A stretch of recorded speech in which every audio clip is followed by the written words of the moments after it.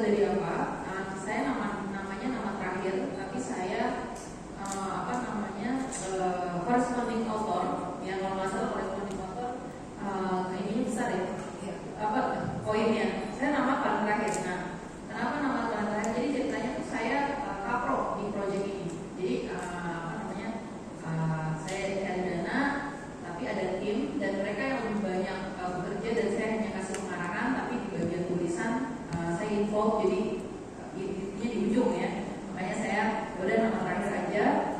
Jadi di situ ada beberapa hasil gitu. Jadi proyek itu menghasilkan working paper, ada policy brief juga. Nah kebetulan yuk kita relate jadi jurnal. Nah ya udah kita relate jadi jurnal, dan kebetulan karena dari proyek ada dana.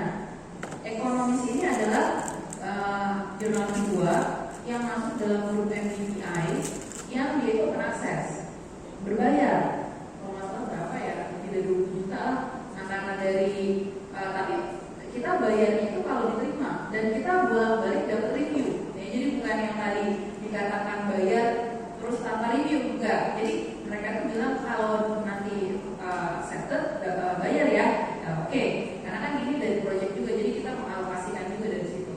Nah akhirnya ya udah ada beberapa kali review publish di sini. Jadi source dari artikel itu bukan hanya dari tesis atau disertasi ya, tapi bisa juga dari laporan penelitian, dan saya yakin Bapak Ibu juga kan melakukan itu. Kalau sekarang di sekolah nanti pasti juga ada ini. Nah kemudian yang berikutnya ini adalah jurnal artikel yang publish bersama mahasiswa saya di PKP ya. Jadi kan harus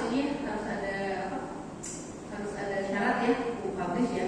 Kebetulan mahasiswanya tuh gigih gitu ya. Maksudnya dia itu lama nih, dia udah lulus kapan ya. Jadi dia mau dapat ijazahnya mundur karena bagi dia ini akan jadi portofolio yang bagus untuk S3.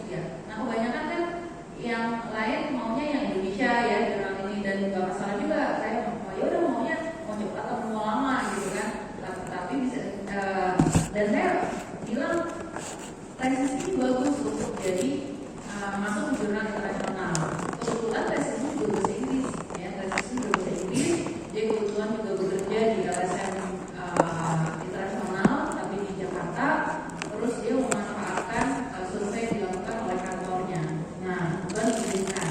Nah tapi waktu itu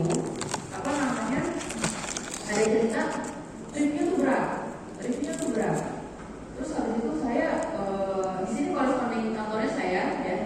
Akhirnya saya minta tim peneliti dari LPM saya mau nggak ikut nulis gitu kan. Akhirnya ada Mas Faisal bantu nulis karena harus diriran ulang, jadi bolak-balik ya. Jadi reviewnya tuh ada kalau nggak salah 3, tapi ada satu yang berat banget ini, dan itu kita sampai 4 kali kali ya, dari mulai submit sampai publish ini, udah publish di sini. Dan kebetulan dia sebenarnya bukan open access, tapi dia punya pilihan open access, dan ini nggak bayar sama sekali. Jurnalnya nggak bayar, ini jurnal kedua.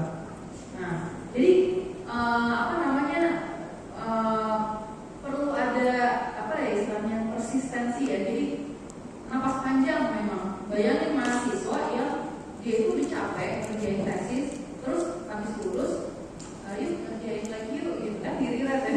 Luar biasa nih, jarang-jarang memang ada mahasiswa kayak gini kan gitu. Nah tapi kita bisa kasih motivasi kan. Memang kalau udah ada jurnal publish gitu kan, dia misalnya mungkin mau S3, kita kasih rekomendasi itu sudah bisa kelihatan kan bahwa ini profil dia udah kelihatan nanti di Google Scholar-nya, di Scopusnya udah ada nama dia seperti itu. Nah yang berikutnya ini yang fresh from the open juga satu, ini bekerja sama dengan peneliti dari ENU. Kebetulan jurnalnya juga dari ENU, Australian National University. Ini modelnya kebetulan agak beda, invited gitu. Jadi bias ini sebenarnya seperti biasa ya, ada yang modelnya kita bisa submit, kemudian submit, inspeksi segala macam. Nah khusus untuk, jadi dia punya kayak bagian awal untuk setiap jurnal namanya survey of survey of economic development. Nah itu tuh invited gitu.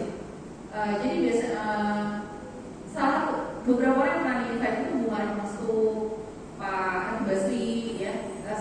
Jadi tapi invited juga kita melalui beberapa proses gitu. Jadi ini kalau masalah dimulai mungkin kayak 6 bulan yang lalu ya, prosesnya tuh 6 bulan.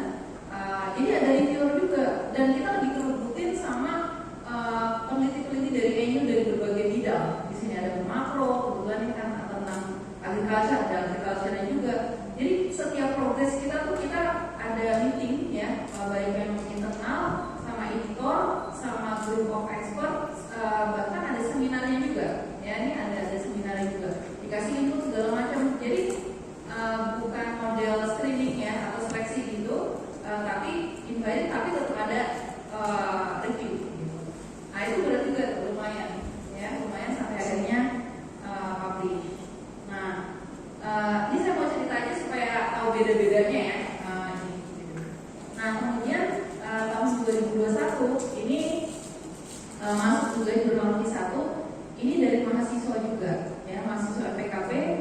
Dia itu tesisnya sebenarnya bahasa Indonesia, ya bahasa Indonesia. Kemudian saya lihat datanya bagus. Nah ini anaknya rajin banget ya. Jadi dia yang jadi corresponding author. Nah sebenarnya ini salah satu yang bikin saya jadi corresponding author. Kadang mahasiswanya nggak mau melalui proses itu gitu, ya. Nah ini kebetulan dia yang milih jurnalnya terus nanya ke saya, boleh nggak Bu yang ini? Oh bagus gitu. Atau yang ini jangan ini deh, yang ini gitu. Nah kemudian dia dia yang manage sendiri gitu. Jadi ini udah datang nih review 1, terus kita diskusi, terus habis itu hasil revisi dia saya cek gitu. Ya udah kalau ini relatif dia sendiri secara mandiri ya, secara mandiri milih jurnal. Jadi saya lebih ke kasih pertimbangan, review, approve, edit akhir gitu ya. Nah ini dari mahasiswa juga. Nah jadi mungkin saya memotivasi ya Bapak Ibu sebagai mahasiswa ataupun sebagai dosen itu bisa ya ke jurnal internasional, tapi memang harus istilahnya harus punya napas panjang ya. Jadi jangan pikir sidang akhir dari segalanya, sidang lulus gitu, masih banyak PR-nya. Nah kemudian ini Q1 juga. Kalau ini dari proyek ya, penelitian sama seperti yang pertama tadi. Nah jadi ada kegiatan penelitian di LPM, kemudian waktu itu saya pegang betul itu, dan ini penelitiannya selesai berapa ya? 2019 akhir atau 2020 awal.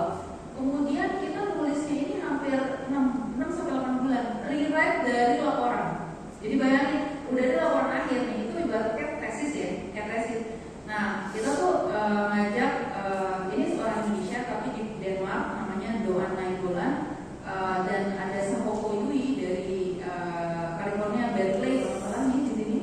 Nah itu kita kolaborasi dan kita rapat rutin, kalau nggak paling lama sebulan sekali, tapi paling cepat itu 2 minggu sekali rutin ya. Karena apa, laporan itu biasanya literatur review-nya nempelin di introduction, light aja gitu beberapa ini loh. Dan di sini kan literatur review harus masif ya di sini ya.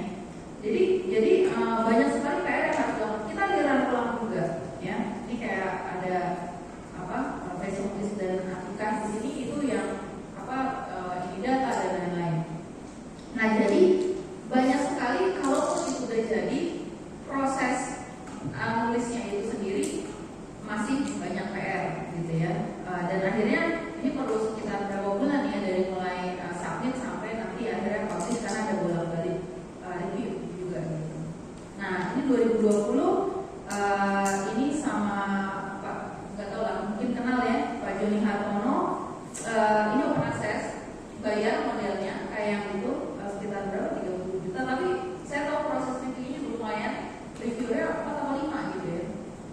Banyak banget tuh, berapa halaman tuh saya ingat, dan dibagi-bagi itu akhirnya proses merevisinya kan ada tim, kemudian digabung lagi, ya lumayan di sini. Kalau nggak salah akhirnya merilang ulang juga ya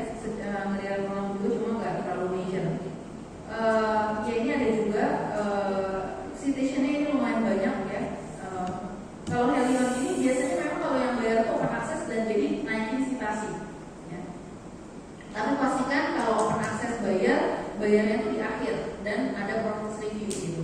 Dan di situ tetap dilihat dia fee berapa. Ya.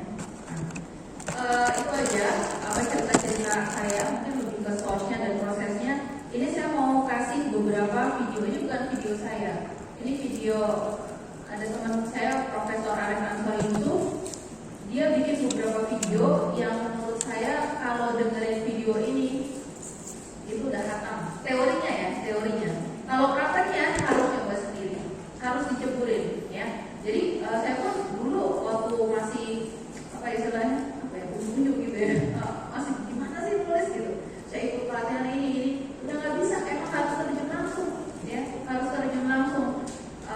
Dan waktu itu strategi saya apa namanya berkolaborasi dengan yang udah pernah nulis atau terutama di luar, ya, karena itu akan memacu kita. Kalau kita berkolaborasi dengan scholars dari internasional, memacu kita banget untuk akhirnya belajar dari cara bikin kalimat, dicoret-coret kalimat kita, ya, misalnya strukturnya kurang sistematis, kata-katanya bertele-tele, biasalah ya, kita nulisnya begitu kurang apa namanya, dan cara mendisplay data juga, ya, menganalisis segala macam. Jadi memang harus diceburin. Tapi ini menurut saya video-video yang ini kalau diklik tinggal langsung diklik ya, jadi bisa di apa namanya bisa ditonton di sini.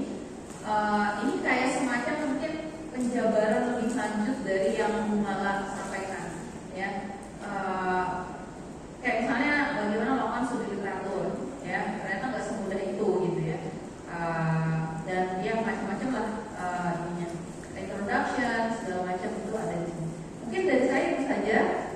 Oh ya, satu lagi nih, beberapa tips